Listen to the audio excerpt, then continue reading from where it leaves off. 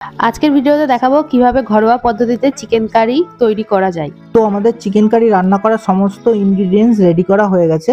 তো chicken curry বানানোর জন্য প্রথমে আমরা কড়াইতে কিছুটা তেল দিয়ে তার ভেতরে আলুগুলো ভালো করে ভেজে নেব। আলুটা একটু তেলে ভালো করে নাড়াচাড়া করে তার ভেতরে লবণ আর হলুদ দিয়ে ভালো করে লাল করে ভেজে নেব।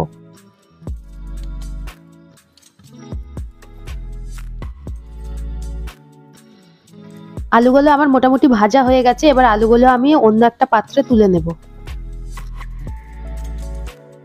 এবার ওই তেলেই আমি চিকেনগুলো একটু ভালো করে ভেজে নেব। চিকেনটা আগে থেকে ভেজে নেওয়ার কারণ হলো এটার যে কাঁচা গন্ধ থাকে সেটা চলে যাবে, আর যে ছিবড়া টাইপের খেতে লাগে সেটাও হবে না। চিকেন ভাজা আমার মোটামুটি কমপ্লিট। আমি চিকেনটা ভেজে তুলে রাখলাম। এবার ওই তেলের মধ্যেই আমি তেজপাতা, গোটা জিরে এবং গোটা গরম মশলা দিয়ে ফোড়ন দেব।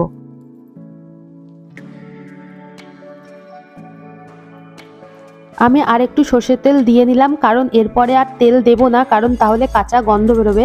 এবার আগে থেকে কেটে রাখা পেঁয়াজ কুচিগুলো দিয়ে ভালো করে ভেজে নেব।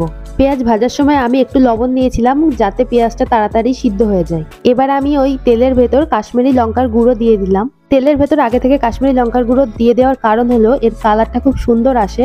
এবার ওই পেঁয়াজ ভাজার ভেতরে আদা, রসুন এবং কাঁচা লঙ্কার যে বাটাটা ছিল সেটা দিয়ে দিলাম এবং কিছুটা জিরের গুঁড়ো, লবণ, হলুদ দিয়ে ভালো করে মিক্স করে নেব। এবার একটুখানি ভালো করে ভেজে নিলাম যাতে মশলার কাঁচা গন্ধটা চলে যায়। তোমরা এখানে টক দই বা টমেটো ইউজ করতে পারো, এতে টেস্টটা আরো ভালো আসবে। আমার বাড়িতে ছিল না তাই আমি দিতে পারিনি। এবার আগে থেকে ভেজে রাখা চিকেনগুলো মশলার ভেতরে দিয়ে ভালো করে কষিয়ে নেব। এবার আগে থেকে ভেজে রাখা আলুগুলো ওর ভেতর দিয়ে দিলাম। এবার ঝাল আর লবণটা একটু ব্যালেন্স করার জন্য একটু চিনি দিলাম। তো দেখো আমার মশলার থেকে তেল ছেড়ে দিয়েছে, আমার কষানো মোটামুটি কমপ্লিট হয়ে গেছে। তো এবার আমি জল দিয়ে দেব। এবার চিকেন আর আলুটা ভালো করে জলের সাথে মিশিয়ে নেব। ভালো করে কুক হওয়ার জন্য কিছুক্ষণ ঢাকা দিয়ে রেখে দেব। এবার ঢাকনা খুলে দু একবার নাড়াচাড়া করে গরম মশলার গুঁড়ো ছিটিয়ে দেব।